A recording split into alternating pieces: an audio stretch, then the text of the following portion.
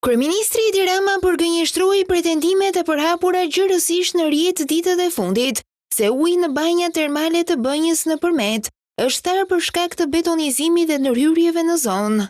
Prej 24 orësh është lëshuar një tjetër raket digjitale që algoritmi ka shpërthyer në qindra mira lajke mallkime për shkatrimin, betonizimin dhe tharjen e banjove termale të Bënjës, me të njëjtën metodë dhe me ndihmën e të njëjtave duar të huaj që i dhan algoritmit dopingun për një tur avrap të paparë në përhapjen e alarmit për flamingot. Organizatorët e kësaj trazire që synon të rrëzojë qeverinë të kthejnë mbrapa Shqipërinë, duke manipuluar njerëzit që kanë shqetësime të sinqerta, kërkojnë ta kthejnë banjën në një kasus belli të ri.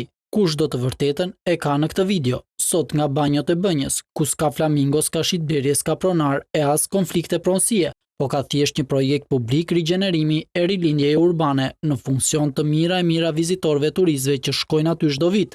Pak ditë më parë reagoi edhe Agjencia Kombëtare e Zonave të Mbrojtura. Është e rëndësishme të theksohet se zona ndodhet aktualisht në proces rehabilitimi dhe punimet nuk kanë përfunduar ende. Për këtë arsye, pamjet e saktuara të publikuara së fundmi pasojnë momente të përkohshme të procesit të ndërhyrjeve dhe jo gjendjen përfundimtare që do të marrë destinacioni pas përfundimit të projektit.